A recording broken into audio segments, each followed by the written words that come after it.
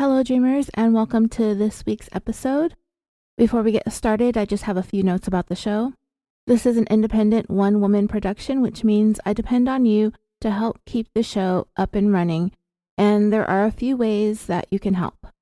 You can leave a nice rating and a review on Apple Podcasts or whichever platform you listen to your shows on. It gives us more visibility in order for new listeners to discover us. You can recommend us in true crime discussion groups and forums. You can follow the show on Facebook, Instagram, and Twitter. And if you have an extra $1 or $2 a month, you can join the show's Patreon. In doing so, you'll gain access to dozens of full-length episodes you won't hear anywhere else. And if a subscription isn't for you, but you would still like to support me and the puppies, you can do so with a one-time donation through PayPal using the email californiapod@gmail.com. This week, I'd like to thank Nicole S., Stephanie S., Tiffany C., Judy, Lynn N., Katie U., Ashley D., Diane, Elizabeth B., Darla A., and Lauren S. for either joining Patreon, raising your pledge, or donating through PayPal. All right, I'm going to just dive right into this episode because originally I was going to put this one on Patreon, but I had a different idea for that, so I don't have the traditional introduction for this one. All right, here we go.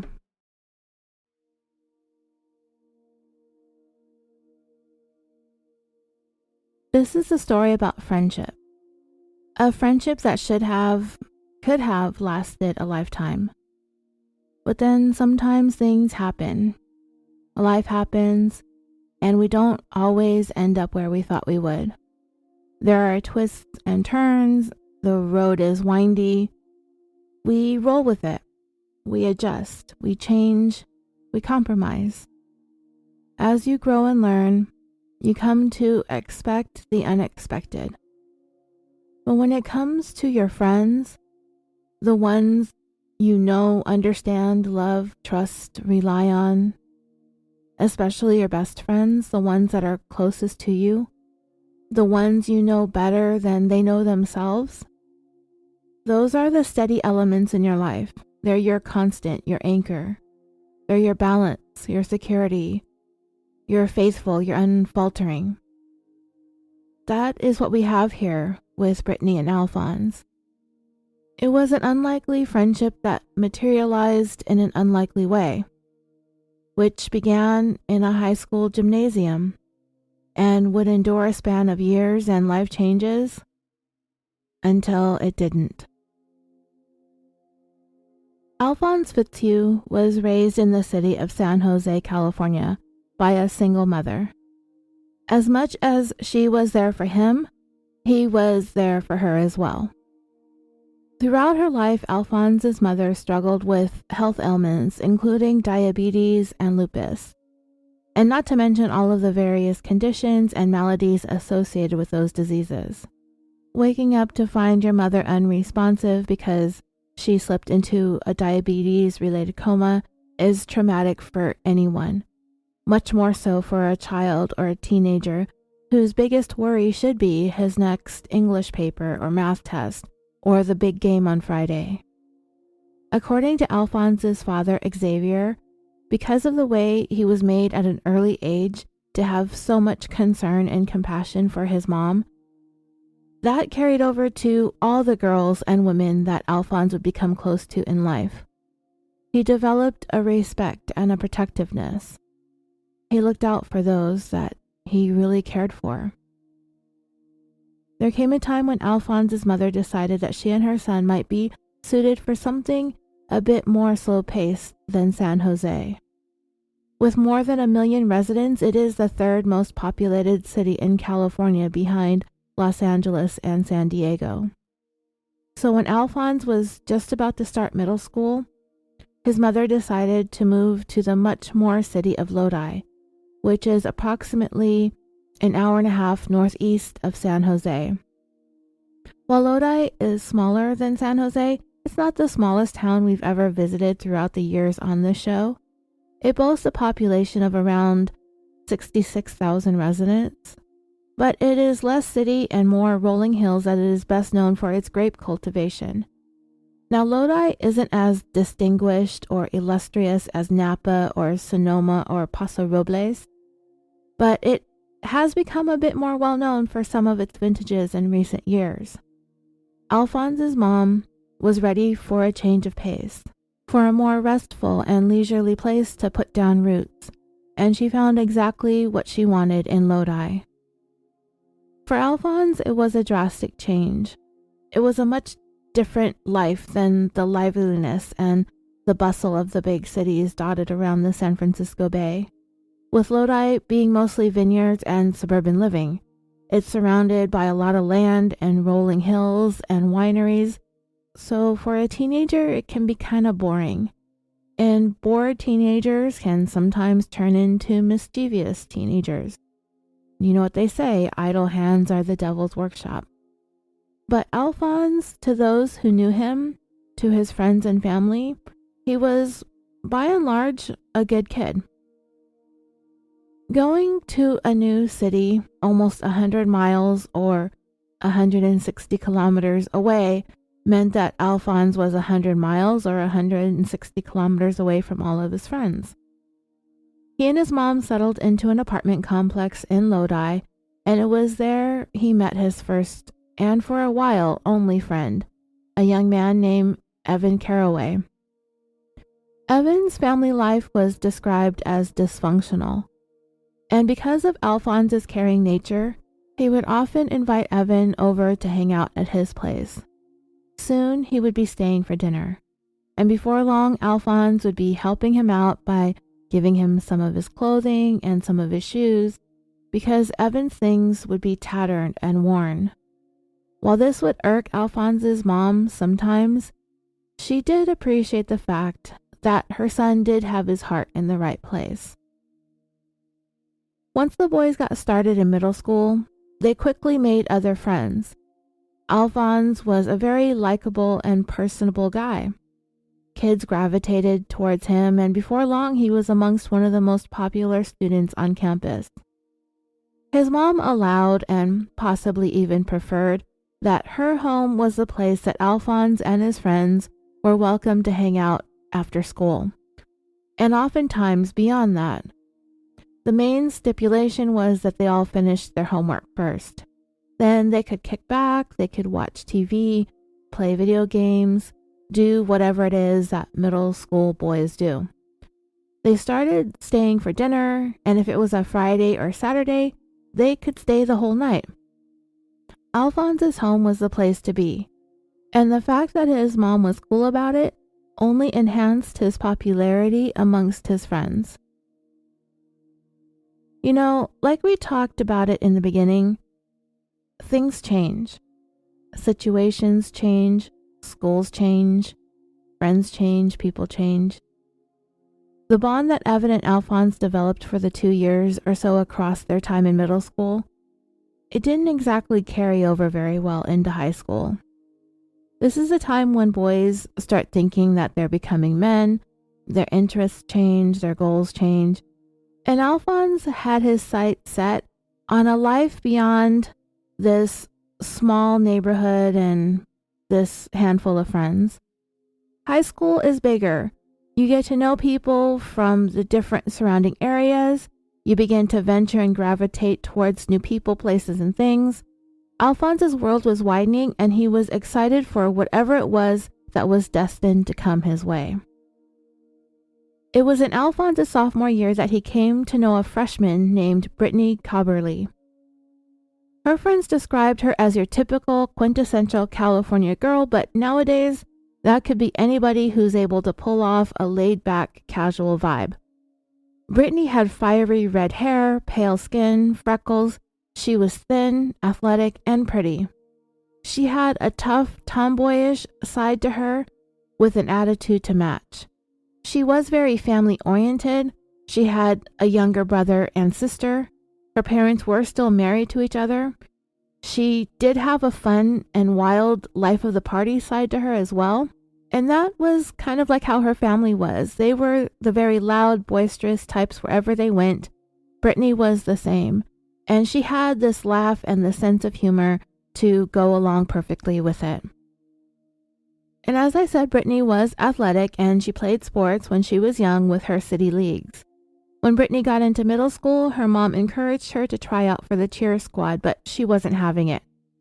She gave it a try, but after their season opener football game, she was one and done. She tossed her pom-poms into the garbage and picked up a bat instead. Softball became Britani's thing. After going through the gambit of other sports, she eventually settled on that as her sport. So in order for Britani to pursue that, her mom finally pulled her from private school and enrolled her at Lodi High School. She tried out, and of course, she made the team. If Britani was at all nervous about making the transition from private to public school, she really didn't show it. She was already a pretty confident young woman. She settled very quickly into the new school, and naturally her favorite class was PE. And the way the schedule worked out, Britani's class would be in the gym on Fridays, and that was the same day that the weight training class would be in the gym too, which was a class that Alphonze was taking. And that's how the two of them met. On Fridays, the two classes would get together and play a pretty damn competitive game of dodgeball. You know, those girls on the softball team, they can throw. No matter how much weight training these guys put in, they're not going to beat a softball player in a game of dodgeball. And yeah, Alphonze played some football and he was on the track team, but still, Britani could wipe up the gymnasium floor with him when it came to dodgeball. The first time she knocked him out, he knew that he wanted to be friends with this girl, because this was certainly one girl that he did not want to be enemies with. Because of Britani's personality, she got along just as well with boys as she did with girls. It didn't matter, she could pretty much be friends with anybody. And Alphonze really enjoyed her company. They laughed a lot, they had fun, they could talk to each other about anything. Britani did have girlfriends, but sometimes there can be drama and cattiness with girls. She also played sports, so she easily gravitated towards having guy friends. For the rest of their time in high school, Alphonze and Britani became the best of friends. They were together all the time. They got to know one another's families, who also embraced their friendship. Britani and Alphonze were also like-minded in that they had aspirations and dreams about their futures. Doing well in school was important to both of them. They both were very much looking forward to continuing their education beyond high school. They wanted to go to college and earn degrees. Britani one day wanted to go to medical school and become an OB/GYN. Alphonze wanted to be a filmmaker. Because of his mother's various health ailments, he would pass the time at home by watching movies. And so there would come a time when there was rarely a movie out there that Alphonze had not seen. Both Alphonze and Britani had big dreams. They wanted to make something out of their lives. They wanted to see what the world had to offer them beyond the confines of the rolling hills and vineyards of Lodi. Britani really loved and embraced her unlikely friendship with Alphonze, as did he. They were both excited for each other's dreams, and they knew that the bond that they had would endure, that they would be there to support each other every step of the way. Britani loved the idea of Alphonze one day becoming a movie director or a producer. She felt like their friendship was like a real-life buddy comedy. But you know, life doesn't always stick to the script. Not every movie gives you the warm and fuzzies, right? Not every movie has a happily ever after. When someone writes a movie plot, they control the narrative. The writer decides who's going to win and who's going to lose, who the good guys are and who the bad guys are, who's going to make it into the sequel and who isn't. Real life rarely sticks to the script. Even those bonds that feel unbreakable can break. Friendships will be tested, and trust can be betrayed. Britani's mom, Angela, has said that Alphonze was over at their house all the time, and even though she may not have normally allowed Britani to have a boy over unsupervised, it wasn't even really like that between Alphonze and Britani. So he was welcome whether Britani's parents were home or not. They'd spend afternoons studying or just hanging out, playing games. Alphonze was really close to Britani's baby brother, who they called Little Wayne, which I thought was cute because their dad is Wayne Jr., and so Little Wayne is Wayne III. Britani's home life and upbringing was a lot different than Alphonse's. I did say that Alphonze took care of his mom, but it was just the two of them. She was a single mother, so much of his time was spent outside the home hanging out with friends who were in similar situations. I guess the best way to describe Alphonze is that he was kind of a street kid, for lack of a better term, which isn't always a bad thing, but it can be.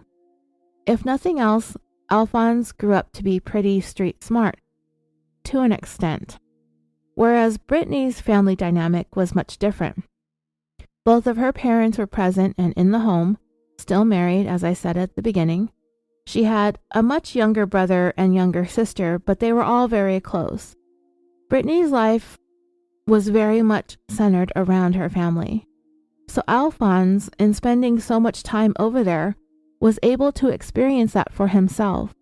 The sense of family gave him a great deal of hope for himself and his future, that maybe the cycle of the situation that he had found himself in doesn't have to repeat itself, that there can be more to life than just struggling to raise a family with a single parent, more than him having to get out there as a young kid and doing what he had to do to try and help make ends meet, to have all the things that he wanted out of life, that there is something to be said for hard work and dedication to your family.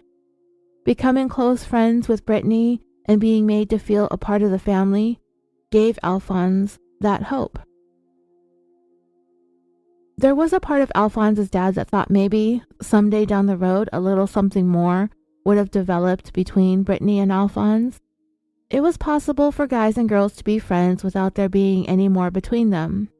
For Britani and Alphonze, for the time being, it seemed like one of those situations that they didn't want to mess up a good friendship by taking a chance on a romantic relationship. And all of their friends were certain that there was more going on between them, or that they were headed in that direction. Neither one of them really had anything else going on with anybody else. But the bottom line was Britani didn't see Alphonze in that way. She really did consider him to be one of her best friends, and for her that really wasn't going to change. And for the most part, Alphonze felt the same way. Britani was more like a sister. Growing up, Alphonze had had so many significant females in his family. His mother, his grandmother, aunts, and most of his cousins were girls. He was just raised by women all around women. But whatever he had with Britani, it didn't really matter because Alphonze was a popular, athletic, good-looking young man. There was no shortage of girls around anyway. He was a very flirtatious guy, and he kind of fancied himself a ladies' man. Once the weekends rolled around, and if you were looking for something to do, your go-to guy would be Alphonze. He knew what was going on and where to go if you wanted to have fun. But one of his and Britani's favorite things to do was to head out to some of the more remote locations in the surrounding vineyards to have a bonfire. The kids would listen to music, drink, smoke weed. Everything they were doing was illegal, but it was far out enough that if they did see the cops coming, they would be able to get out of there pretty quickly, which was also part of the enjoyment of it all, apparently. As good of a student as Britani was, as much as she excelled at her sports and loved being with her family, when it came to drinking and partying, Britani's motto was go big or go bigger. The thing is, while Britani had a very wholesome upbringing, it was also kind of a sheltered upbringing. The city of Lodi in and of itself isn't the worst place in the world to raise a family. It is rural, and because of that, it can sometimes give you somewhat of a false sense of security. So when Alphonze and Britani did go out with friends, he kept a close eye on her. It wasn't unusual for Britani to have a little too much to drink, so he was very protective over Britani. She did have that sense of security, mainly because Alphonze was always close by. I mentioned before that Alphonze would be considered more street smart than Britani. He was never one to let his guard down. No matter how rural or off the beaten path Lodi may have been, it was still just 20 minutes outside of Stockton, California, which is not only one of the most dangerous cities in the state, it often lands in the top 10 most dangerous cities in the country. Lodi is not only the perfect place to cultivate grapes, it's also the perfect place to cultivate marijuana. When there is a potential for a great deal of money to be made, and when there's money being made illegally, all of that can sometimes become a target for crime. And if you got someone like Alphonze, who knows what it's like out there, the street kid with the street smarts, he's going to have that added awareness about him, whereas somebody like Britani may not. Alphonze always kept a close eye on her, especially when she was drinking. It was fairly common knowledge amongst close friends that Alphonze sold marijuana, at least he used to. It's one of those worst kept secrets, I guess. How big time or small time Alphonze was depends on who you're asking. This was back in the 2000s. It's kind of funny to look back on now since smoking weed isn't so much a big deal anymore as it was back then. Even when I was in high school in the early 90s, it was a huge deal if you knew who the pot dealer was. But yeah, Alphonze was the guy. I thought it was kind of cute how Alphonze's dad described it in his interview in a documentary I watched on this case. He stated, "I think he probably dibbled and dabbled a little bit here and there, but nothing really serious. He didn't jump in all the way. He probably done a little extracurricular activity on the side to just, friends or something like that." I like that so much, dibbled and dabbled. That's going to be like the new words added to my vocabulary from this point forward. There are some accounts that Alphonze stopped selling weed by the time he got to high school, especially after he met and became friends with Britani, that he truly aspired to bigger and better things. It was kind of something that Alphonze used to do with Evan, and when he moved on from his friendship from him, Alphonze moved on from selling weed too. There are some classmates who said Alphonze was the go-to guy for weed. I figured it was probably somewhere in the middle. Maybe Alphonze wasn't as involved as he had once been, but still had the weed connection. Alphonze realized that as he got older and was getting closer to being an adult and getting out of high school, that it was going to get him in a lot more trouble than when he was a kid, and it just wasn't worth risking his future. Whatever the case was, it was a thing that he and Evan did together, and while Alphonze was moving away from it, Evan continued going down that path. There is no indication that there was anything more going on beyond selling marijuana. At least I didn't read or see that they were dibbling and dabbling in anything harder than that. Alphonze was a year older than Britani, so they were guests at each other's commencements, and they were really super proud of one another for making it to that milestone. After graduation, neither one of them left Lodi. Not just yet. They were both attending local community colleges, working towards their goals that they had set for themselves. And in order for each of them to achieve those goals, they were going to have to someday venture beyond community college and beyond Lodi. But for the time being, things would pretty much be the same. They were both taking classes, they both had jobs, but the two things that stayed the same was their friendship and their partying on the weekends. They sort of made this pact to make sure that they wouldn't drift apart, that nothing was going to change even though they weren't in high school anymore, that just because they were adults now, that didn't mean they couldn't continue having fun and letting loose on the weekends. And for the first couple of years out of high school, that is exactly how things went for Britani and Alphonze.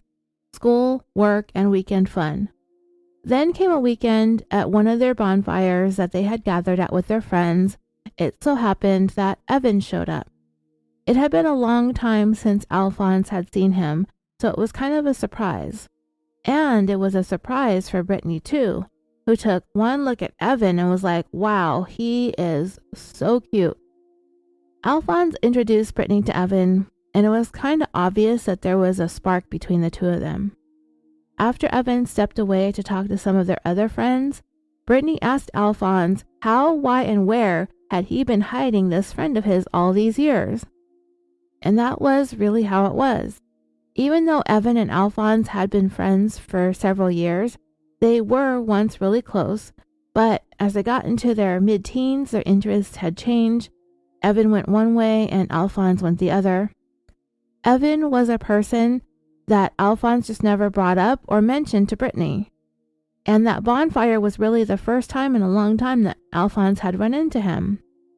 Later on that night, Evan hung around Alphonze and Britani a little bit more, and soon Alphonze was kind of feeling like the third wheel. Britani and Evan exchanged numbers that night, and they started texting and talking. Not too long after that bonfire, Evan was all that Britani was talking about to her friends, including Alphonze. Though you get the impression that Alphonze was not a fan of Britani being so into his old friend. And according to Britani's mom, Britani was really excited about this new guy, that he was really cute and funny and fun to hang out with. Soon the texting and talking led to them hanging out more and more, going out, and soon they were an item. She had called up her friends one day and they all knew how much that she liked him, and Evan liked her too, so nobody was surprised when she called and said that Evan asked her to be his girlfriend, and she said yes, so it became officially official. Not many of Britani's friends were all that keen on her relationship with Evan, but the one who was mostly not very keen on it was Alphonze. He felt like Evan wasn't right for Britani, but that's not uncommon for people who share a close bond with someone, like a brother or a sister, to feel that way when they get involved in a relationship with someone. But for Alphonze, he'd known Evan for a long time, and he felt as if there was a side to Evan that Britani wasn't going to know, because it's a side of himself that Evan wasn't going to show her. There was just stuff that he knew that Britani didn't, and Alphonze wasn't comfortable with it. Evan and Alphonze both had it pretty rough growing up, which is what their friendship and bond was based on in the beginning. While they both had it tough in terms of their family struggles, you get the impression that Alphonze had a stronger foundation when it came to the closeness with his family. Alphonze struggled because his parents weren't together, because his mother had a series of debilitating health problems, but Evan struggled because of family dysfunction. So while there are certain things that brought these boys together when they were kids, Alphonze had the desire and the wherewithal to find a way to work through it, because if nothing else, he did have a very loving relationship with the family he was close with. At the end of the day, no matter how much you struggle, having the love and support of your family can get you through it. While Alphonze wanted to work towards a better life and a better future for himself, to live in a better neighborhood, to enjoy a comfortable lifestyle, to someday have a stable family, Evan didn't have goals beyond just getting by. One day at a time, he was doing so by continuing to sell marijuana without any real intentions of ever doing anything different, at least not for the foreseeable future. Alphonze didn't want that for Britani. He felt like Evan was no good for her. While that's understandable, Evan has pretty much relegated himself to selling weed, while Britani is going to college with the hopes of one day getting into medical school. Alphonze certainly wasn't the only one who thought that Britani could not only do better than Evan, that she deserved better. But, when you're 19 or 20 years old, you don't care what anybody else thinks. You're not trying to settle down. You're not trying to buy a house or have kids yet. Evan was party guy, not long-term relationship guy. Seriously, looking back on your late teens and early 20s, who wouldn't want to be with the cutest, most fun guy ever? Or girl, whichever your pleasure. Britani couldn't see why her friends didn't see what she saw in Evan. But they rarely do, right? Well, Evan, like Alphonze, kind of fancied himself a ladies' man too. But the difference was Alphonze didn't settle into a relationship with one girl. Evan did. He was supposed to have been committed to Britani, but after a while it seemed like being with Britani was a kind of way into meeting all of her friends. He was very flirtatious, and he didn't really make any efforts to hide it. Evan started hitting on all of Britani's friends, including one of her cousins. And when that cousin pointed that out, that she was Britani's cousin, he shrugged and said, yeah, and most of Britani's friends and family made no secret about the fact that they didn't like Evan, and as time went on, they liked him even less. Britani's mom didn't like him and was actually really perplexed as to what Britani saw in him or why her standards had sank so low. She could see that Britani was putting her heart and soul into this relationship with Evan, while Evan was giving very little in return. He was a taker, and he just so happened to find the perfect person to take advantage of in Britani. Britani felt like everybody was just against her or jealous or trying to boss her around or sticking their nose where it didn't belong. However, over time, Britani was seeing what everybody else had been seeing and complaining about. But she thought that she was in love and wasn't willing to give up just yet. There was also that part of her that didn't want to have to admit that everybody else was right and she was wrong. So she was going to hang on to Evan and her pride, for now at least. She decided to push all the negativity out of her mind and just focused on the things that made her happy when it came to her relationship with Evan. She was just going to keep moving forward, continuing on with her own goals, chasing her dreams with the hopes of Evan one day coming around and finding his own path and dreams and goals.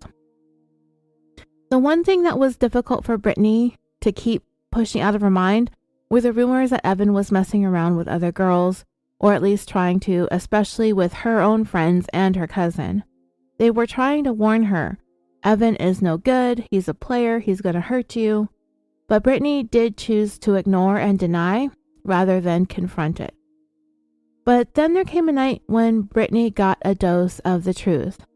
She and her mom had gone out that evening to rent a movie at the video store. Britani was driving and her mom was seated next to her. When they pulled into the parking lot, Britani spotted Evan holding hands with another girl. She began crying, and later on that night, she ended things with him. It didn't last, though. It was the first in a series of breakups and makeups that Britani and Evan would go through. While she was hurt and she wanted to break off the relationship, she was still in love with the guy and had a hard time letting go.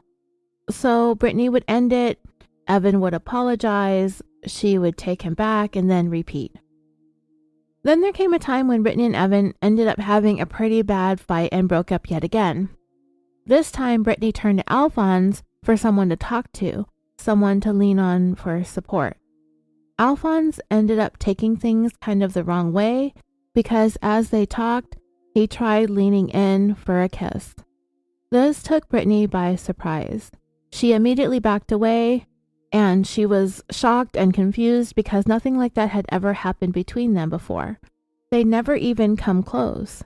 But Britani made it pretty clear that that wasn't something that she wanted to do. And I'm not really sure if Alphonze misunderstood or got his signals crossed, or if he was attempting to take advantage of Britani being in a pretty vulnerable state of emotion. But because they had been such good friends for a long time, I tend to lean towards him misunderstanding rather than taking advantage. They both said that they were like brother and sister, and he wouldn't do something like that. I'd like to think so. But like I said in the beginning, things change and people change.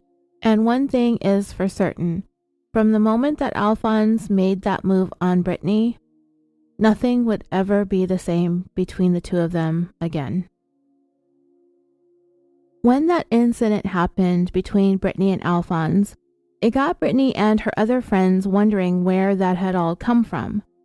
For Britani, Alphonze making a romantic overture towards her was completely out of left field.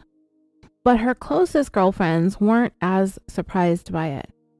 Alphonze was a very popular and likable guy, and he attracted women pretty easily. But since this all happened, they did have to admit that Alphonze was a little bit different when it came to Britani. And the feelings that he had for her, they seemed to always be there, just below the surface. He just never acted on them until Britani and Evan had that breakup. It had Alphonze thinking too. maybe he did have all these feelings for Britani, and it never really dawned on him until she got into this relationship with Evan. So when they broke up, he decided to act on his feelings, and it didn't go well. However, as a result of that night, it was as if all the feelings that Alphonze had for Britani, he let it all come to the surface. When she rejected his advances, for Alphonze there was no going back. It was all out in the open. Now Britani knew how he felt, and it wasn't like he would be able to pull all of his feelings back into a little box and tuck it back away where it had been all those years. Alphonze was now having to carry those feelings with him out in the open, and those close romantic feelings that he had for Britani began to turn into him feeling hurt and jealous. Even though all of Britani's friends made it clear that they didn't like Evan, that he was a terrible boyfriend, that he was mistreating her, he was using her and taking advantage of her, all it took was for him to come around with the same old apologies and promises that it'll never happen again, for Britani to give him yet another chance. But when you're 19 or 20, that's what happens sometimes. One of the big issues with Evan, aside from him being a bit of a cad, was the fact that the guy had absolutely no ambition. Like, Britani knew for several years that because she loved kids so much that she wanted to do something that involved working with children. And what better than seeing and helping them enter into the world? That is what led Britani to want to pursue a medical degree and one day becoming an OBGYN. She was big sister to a little brother and a little sister who she absolutely adored, and that's where her love for children began. Unfortunately, Evan had not really ever had the chance to find his thing in life, his passion, something that he wanted to do. He just didn't connect with anything in his youth, and it was Britani's hope that now that they were young adults, that he would eventually settle on something. She figured that was part of her role in his life, to help him find his way, to guide him and inspire him to set his sights for bigger and better things. Something beyond selling drugs, which is what he did full time. And perhaps Britani did have those hopes for Evan, but what it all boils down to is Evan selling drugs wasn't going to be the thing that Britani would ever end their relationship over. And it seemed quite lucrative. So while Britani may not have necessarily wanted Evan to make a career out of selling weed, at the same time she wasn't letting it come between them or cause her to leave him. Ultimately, it would be the drugs that would end them for good, although there were a couple of other factors that would play into that. In the meantime, Evan, Britani, and Alphonze just tried to carry on as friends, sort of. That's what Britani said that she wanted, but it was kind of obvious that things just weren't the same. Whether it was the rejection that got to Alphonze or the realization that he had feelings for Britani, it really isn't clear. It was probably a combination of the both. But what did happen when Britani rebuffed his advances is that Alphonse's anger turned towards Evan. They had once been so close, but they drifted apart, and now Evan was not only back in his life, he had moved in on his best friend.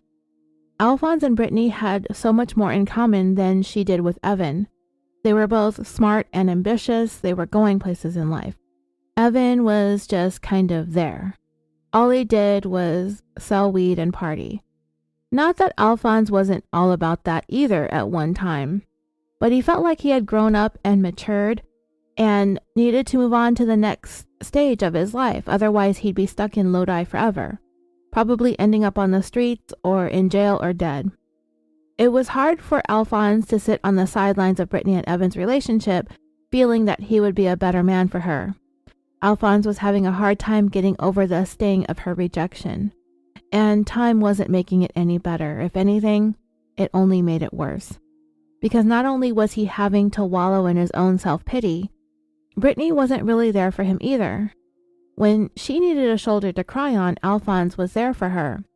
But now that he was feeling down in the dumps, she wasn't really there for him in the same way.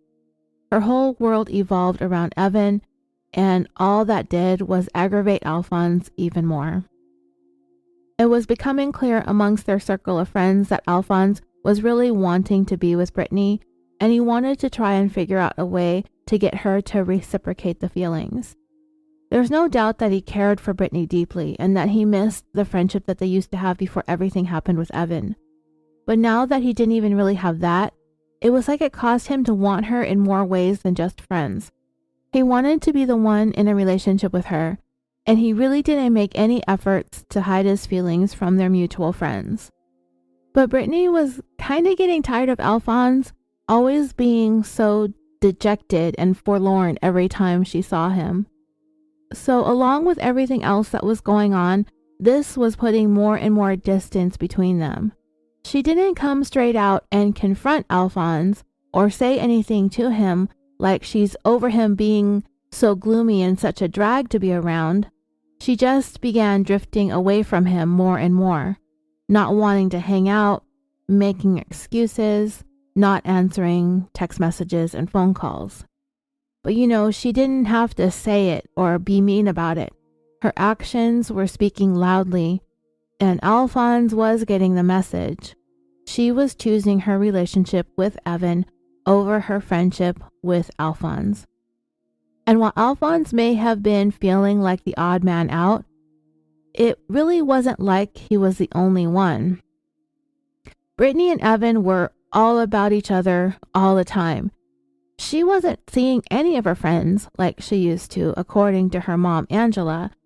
Whenever they had a family gathering or a dinner or something like that, Evan would never want to join in, so Britani would end up opting out as well. Her mom may have not been too happy about that, but she figured it would pass.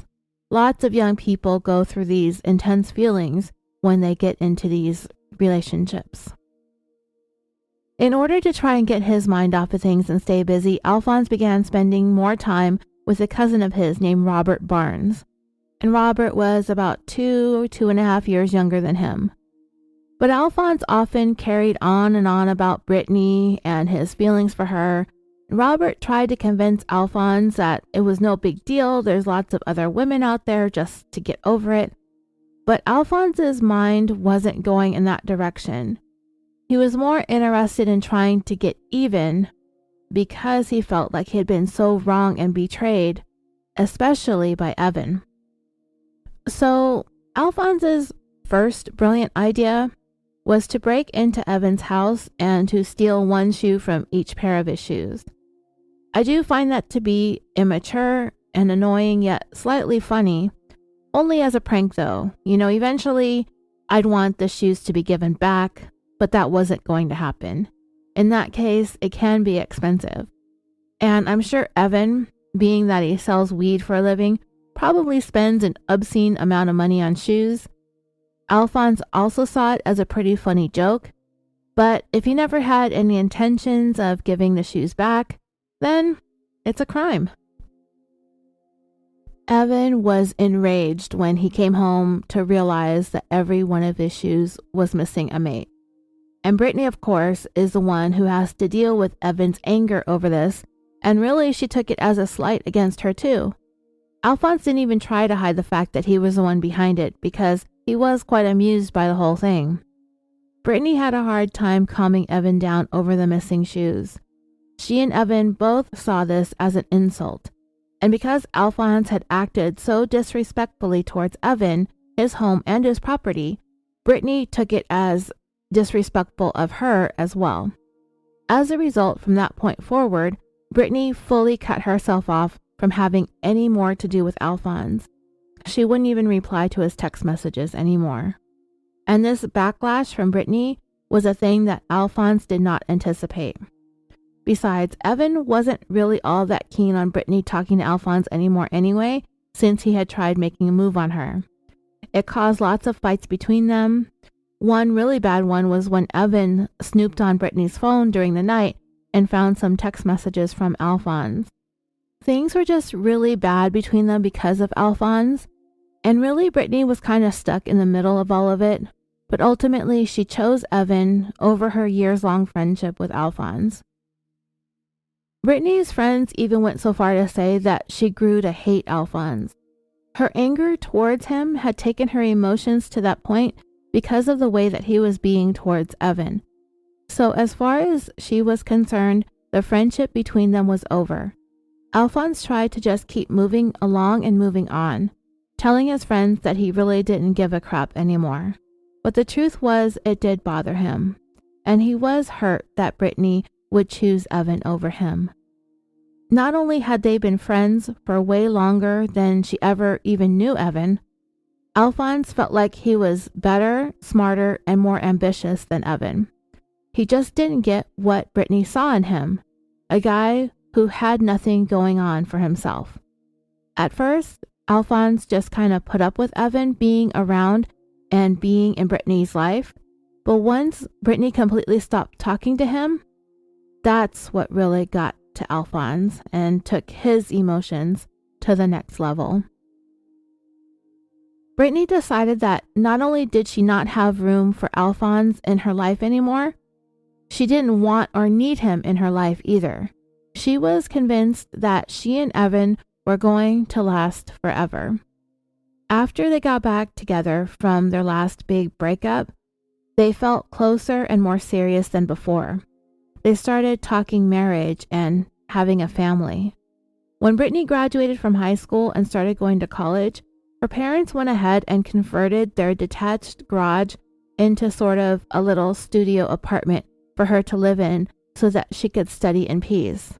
Her brother and sister were quite a few years younger than her, so it was pretty chaotic in the main house. Before long, Evan was spending more and more time there at the converted apartment.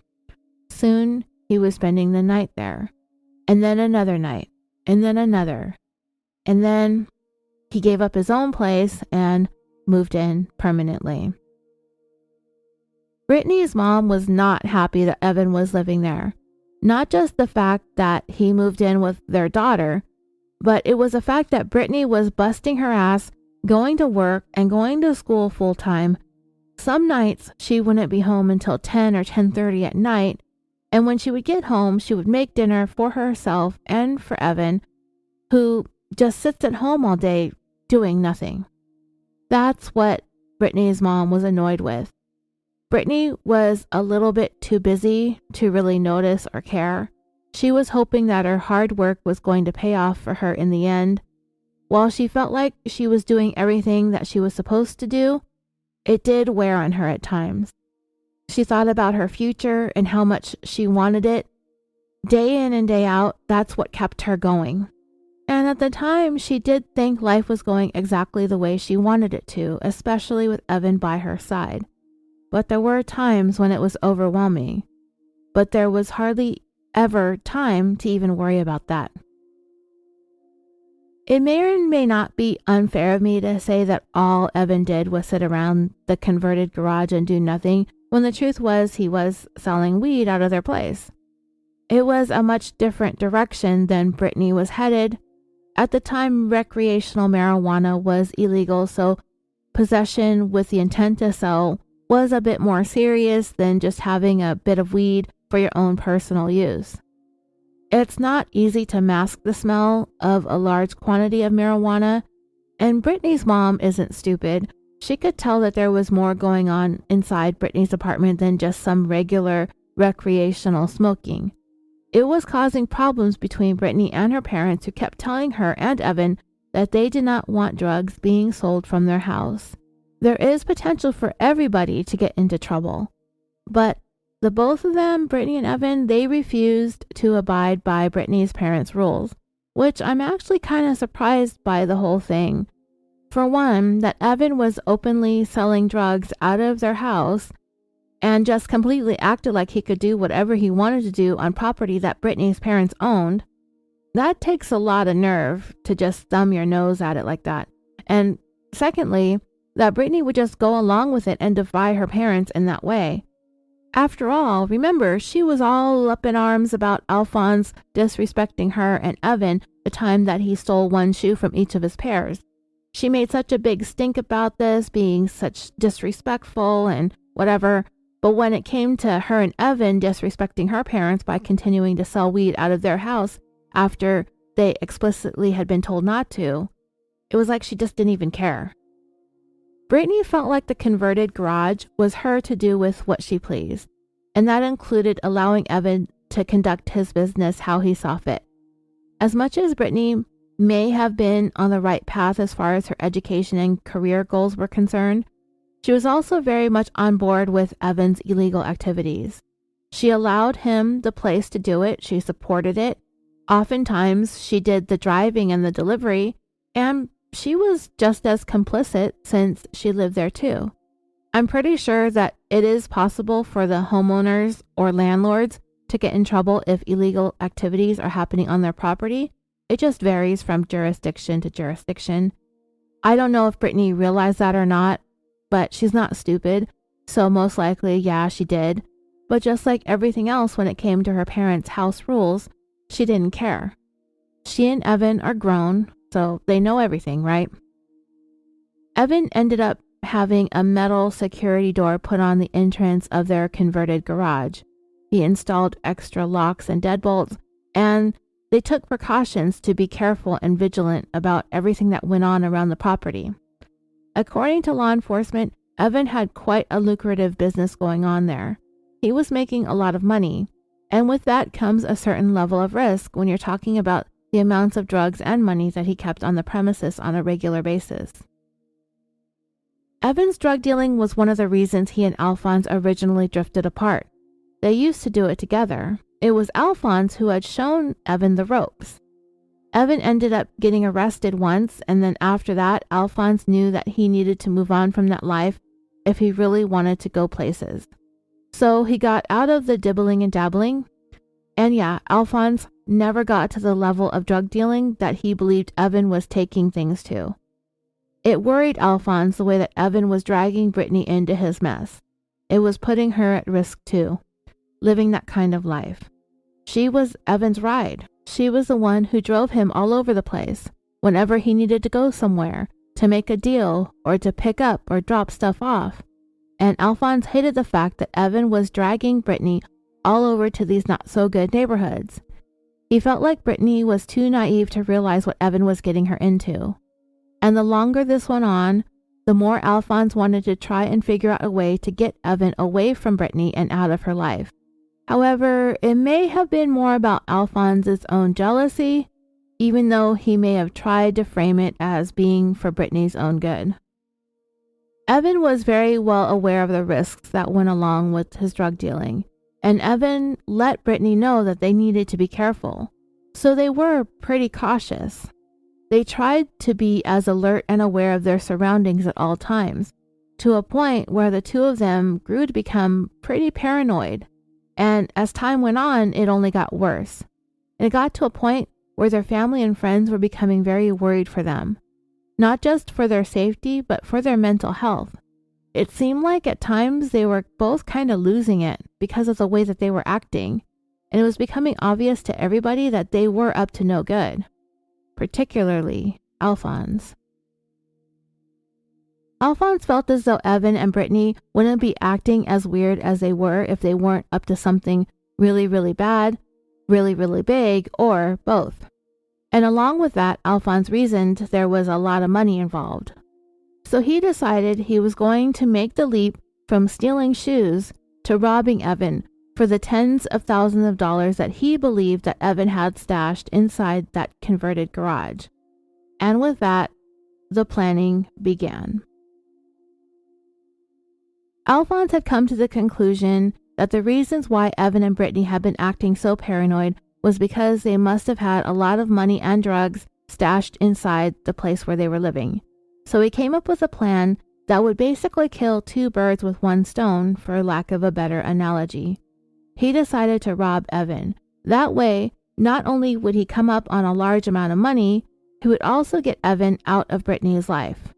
Now, I do not know for sure whether he expected Britani to break up with Evan as a result of a violent armed robbery that happened too close to her and her family, that it would be too dangerous for him to continue living there, and for her to continue being in a relationship with him, or if Britani's parents would kick Evan out or have him arrested for dealing drugs out of their house, or if Alphonze expected Evan to get shot and killed. That way he'd be rid of him for good and out of Britani's life once and for all. I don't know what the exact intentions were. However, I tend to lean towards murder was not initially part of the plan. There are a series of text messages between Alphonze and his cousin Robert that I will go through. The texts are full of slang and slurs. I'm going to translate it as best I can for you so you can get the idea of where their minds were at as they were planning all of this out. Much of the following information comes from court documents related to this case.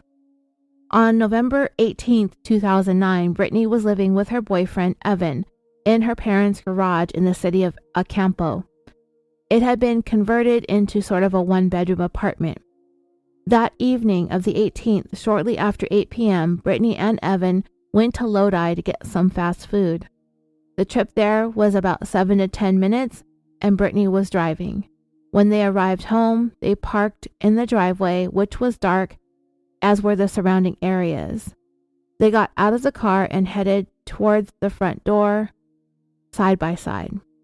As Evan put his house keys into the door, a man wearing a ski mask, dressed in dark clothing, came out from around the corner and raised a gun at Evan. Evan immediately ran, but Britani screamed. As Evan ran, he heard 5 to 6 gunshots ring out. One of the bullets went through and through his left leg.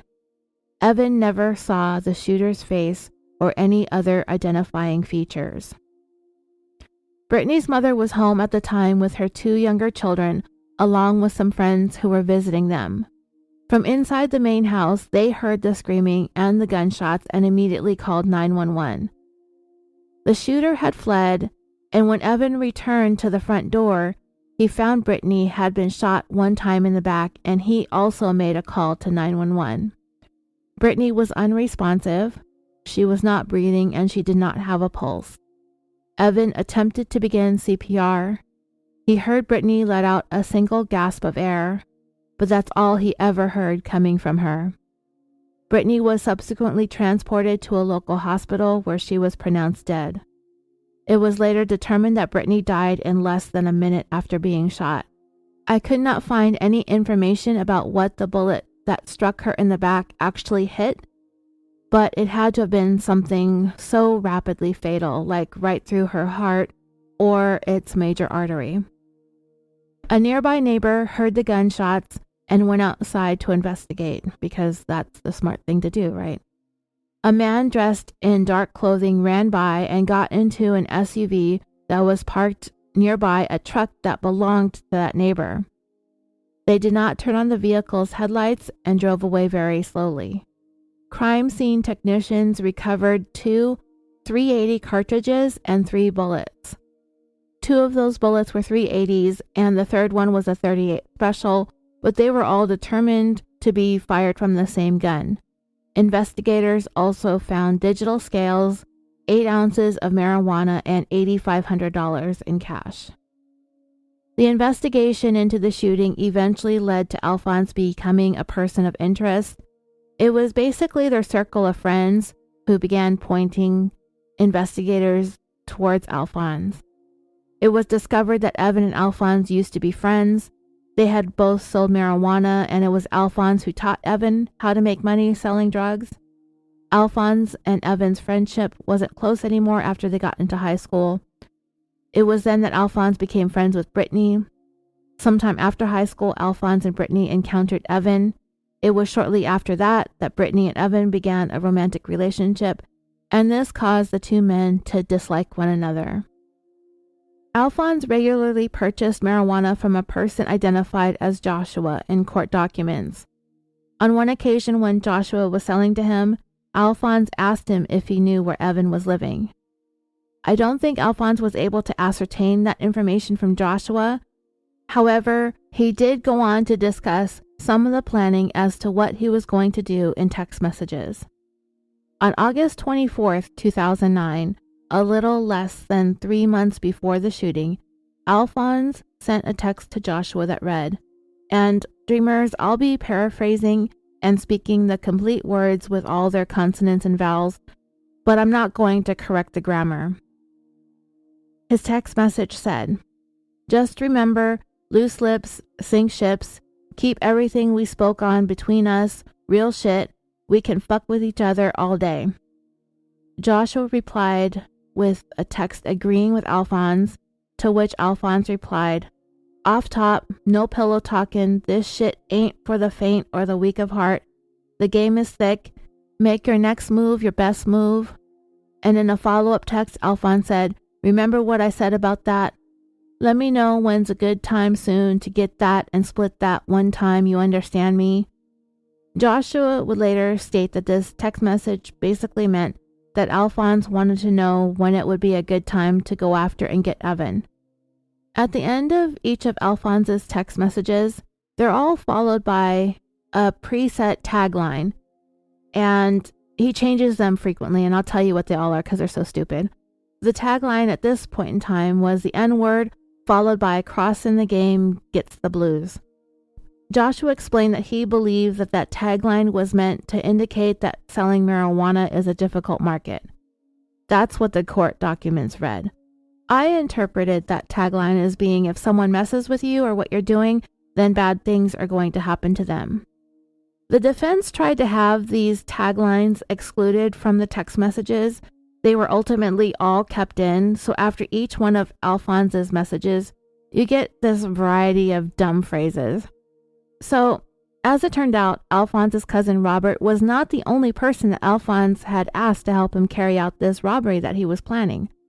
He also asked a man named Aaron Young to be an accomplice. So later on, under a grant of immunity, Aaron would testify that Alphonze asked him to find out where Evan was living, which he did. Aaron, Robert, and Alphonze all talked about planning on robbing Evan. Aaron stated that he was supposed to be the one who would run up on Evan, pull the gun on him, force him into the house, and tell him to give him the money, and then he would take it and run back to the car, and then they'd leave. Alphonze would be the driver, and Robert would go with him when he held up Evan as sort of like backup, I guess. The person waiting in the car was supposed to be the lookout. These guys didn't really have a specific date set that they were going to pull this off because Britani and her parents were home all the time.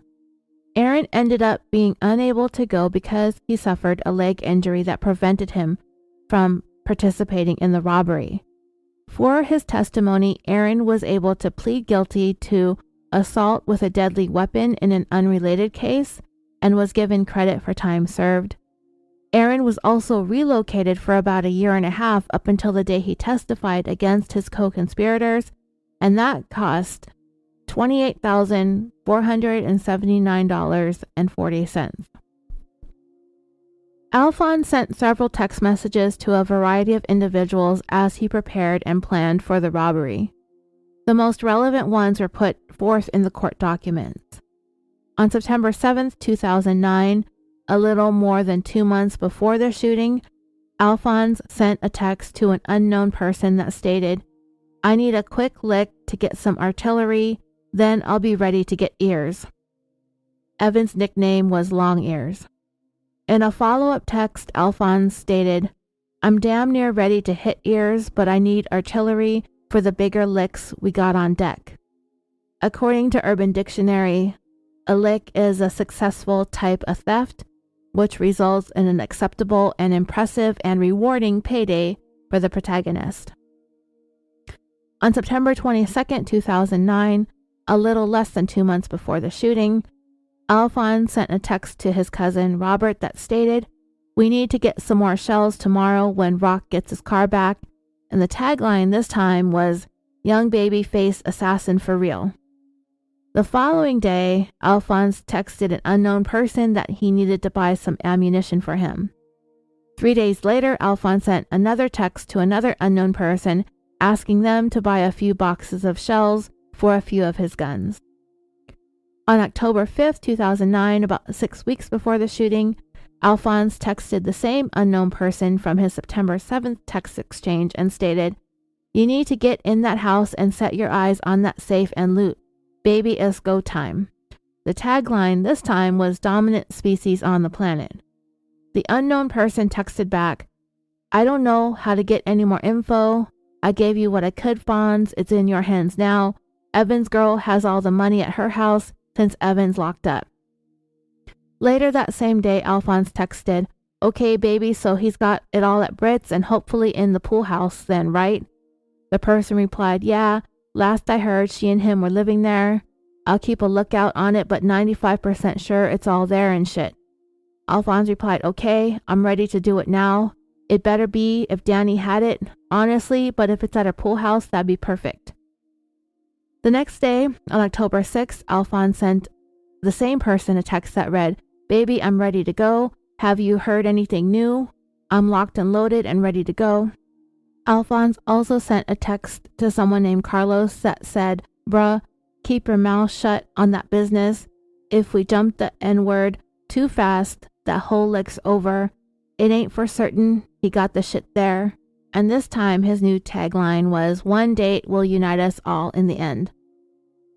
Alphonze sent a follow-up text that stated, "Don't be telling too many about it. If we jump the gun and hit the house and he's keeping it at Danny's, we lose a window of opportunity."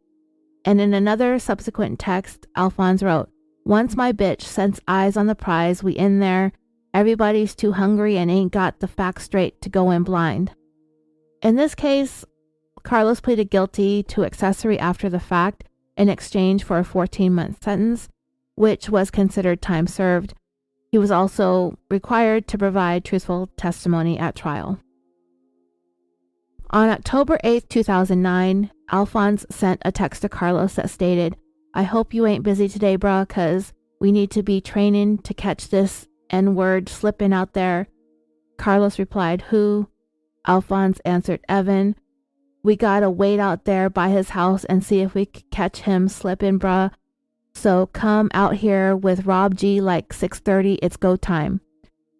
Then Alphonze sent another text that stated, "Yep, just come with you and Rob G so we ain't too deep, and he got my jack clothes." At trial, Carlos testified that text meant to try to catch Evan by himself. Aaron testified that the text meant to catch Evan off guard. Carlos also clarified that Rob G is Robert and that jack clothes were things that one would wear to rob somebody, like dark hoodie, dark pants, things of that sort. On October 16, 2009, a month and a couple of days before the shooting, Alphonze sent a text to the same unknown person that stated, "Does Ears still drive that white car with the rims or Brittany's car?" And his tagline on this day was, "Dance with the devil." 30 minutes later, Alphonze texted the same person and Aaron that he saw Evan jump in the car with Britani. An hour and a half later, Alphonze texted again, "I'm here waiting on you, bruh. You know I got you, just say the word."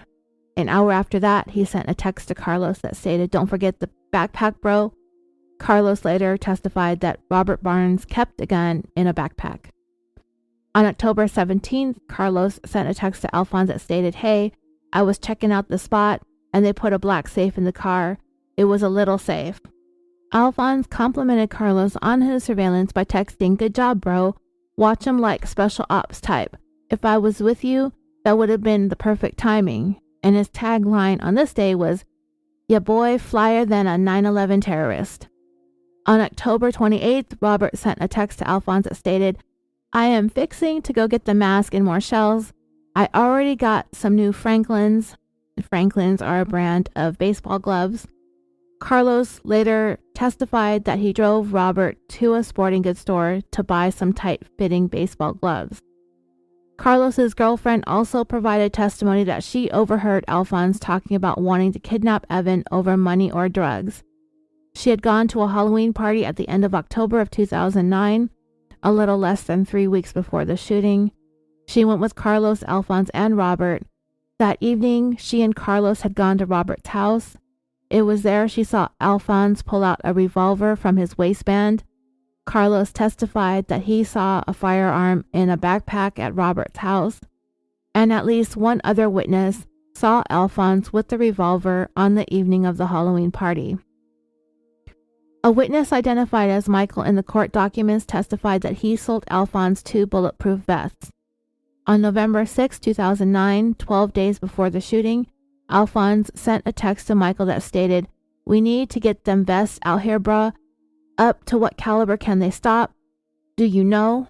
And the tagline on this day was, "What is a bitch gonna do for me?" The next day, Alphonze texted, "If you or Jimmy come across bigger vests, longer at least, let's do it again." Micah replied, "For sure. Vest is just meant to cover all your vital organs and shit."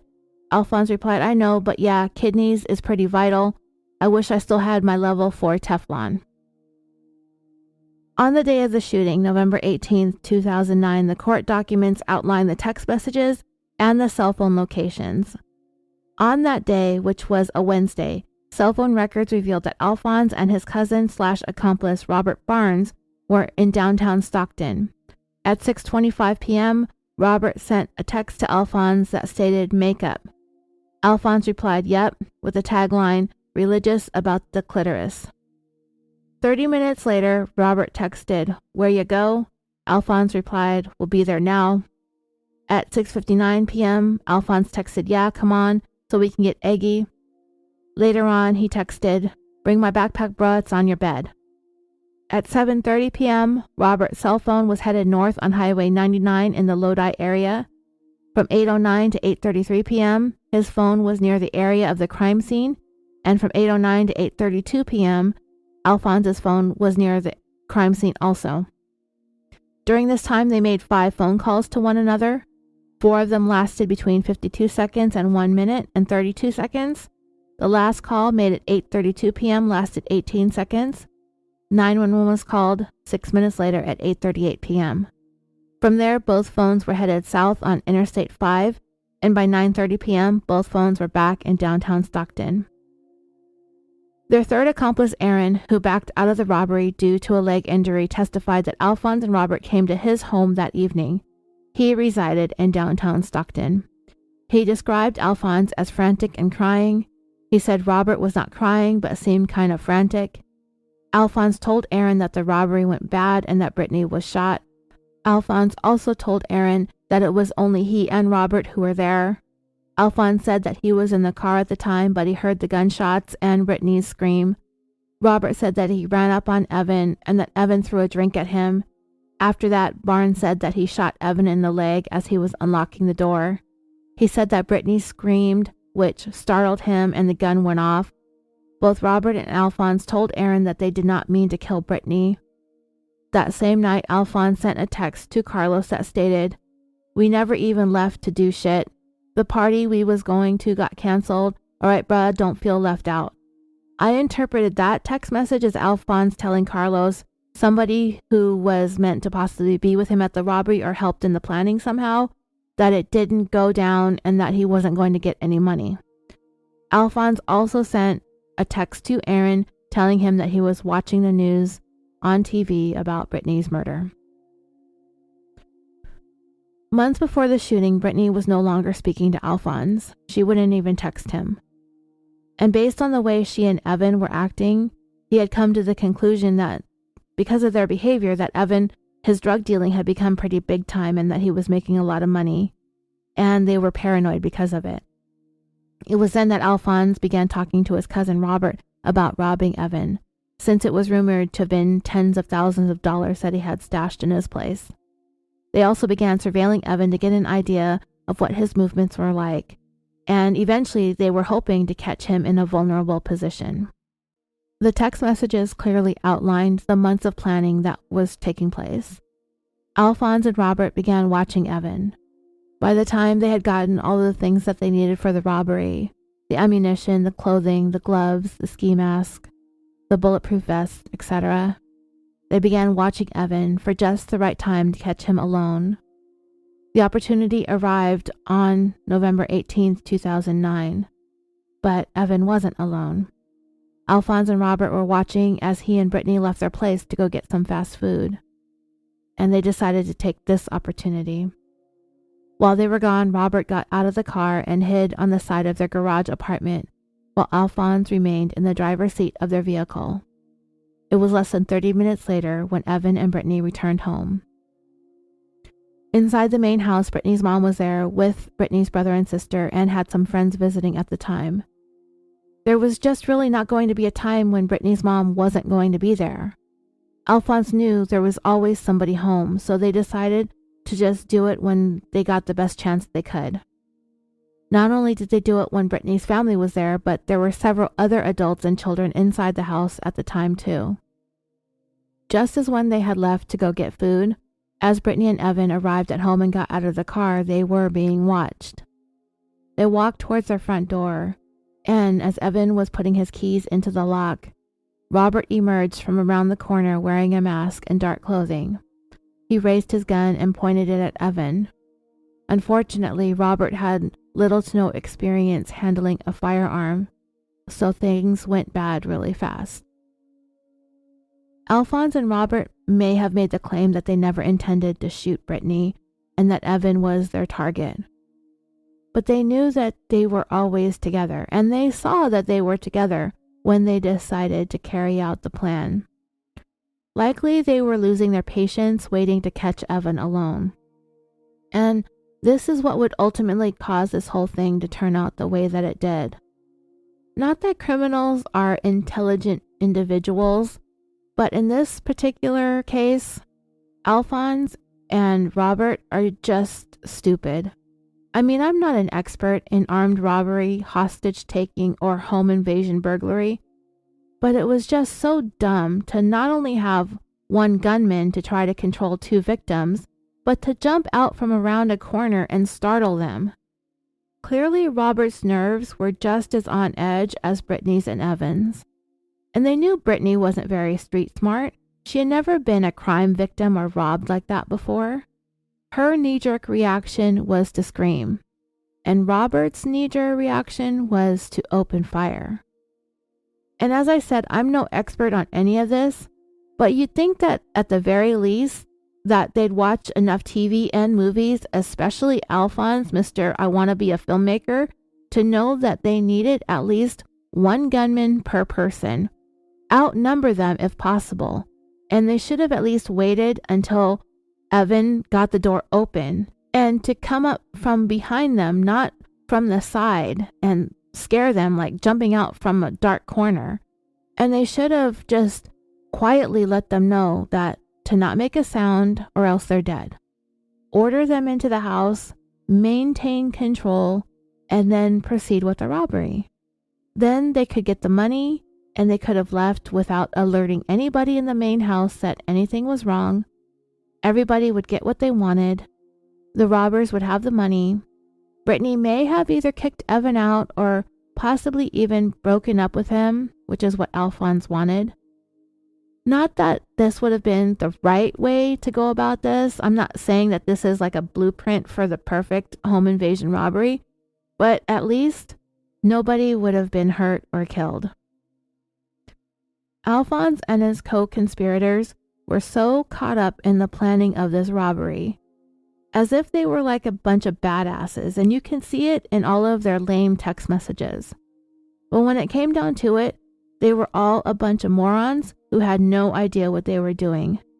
In the end, Alphonze and Robert got exactly what they had coming to them, and they are exactly where they both deserve to be.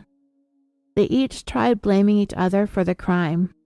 They each insisted that the other was the shooter, pointing fingers at one another, like a couple of scaredy cat whiny ass babies.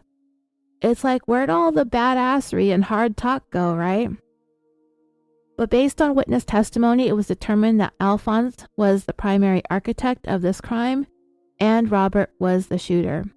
It didn't really matter in the eyes of the law, because they're both responsible. In September of 2012, Robert Barnes was convicted of first-degree murder, attempted murder, and attempted robbery. The jury also found it true, the special circumstance that he had personally and intentionally discharged a firearm in the commission of all three charges. Alphonze was found to be guilty of all the same charges, first-degree murder, attempted murder, and robbery, without the special circumstance of using a firearm. The prosecution did not seek the death penalty against them, so Alphonze was sentenced to life without the possibility of parole for the murder plus 9 years for the attempted murder, but the sentence of 3 years was stayed for the charge of attempted robbery. Robert was sentenced to life in prison without the possibility of parole for the murder plus 2 consecutive 25 to life sentences for the firearm enhancement plus 9 years consecutive for the attempted murder, and the 3-year sentence for the attempted robbery was also stayed for a total of life without the possibility of parole plus 59 years. Both of their appeals up to this point have been denied. Today, Alphonze is 34 years old and is housed at Kern Valley State Prison in Delano, California. Robert is 32 years old and is housed at Salinas Valley State Prison in Soledad, California. And as it stands, that's where they will be for the rest of their natural lives. I'm not sure what this was all about or what it was all for when it came to Alphonze. If this was about getting even with Evan, getting that money, or if this was more about his feelings for Britani, because he just couldn't deal with not having her in his life, with her being with somebody else. Whatever the case was, his feelings just took over his better judgment. And in his quest to get the best of Evan, because of Alphonse's ego being so battered and bruised, he had to take action. He was the one who had reached out to Evan when they were kids. He was the one who helped Evan out when he needed a friend. He was the one who showed Evan the ropes. But Evan ended up being the one with a lot of money and being with Britani. Alphonze destroyed so many lives and hurt so many people, in addition to ending Britani's life, in a matter of seconds. The one person who once counted him as one of her best friends in the whole world. He did that. Just snuffed her out. Just like that. I want to thank you so much for listening. I'm your host, Roseanne, and until next time, sweet dreams.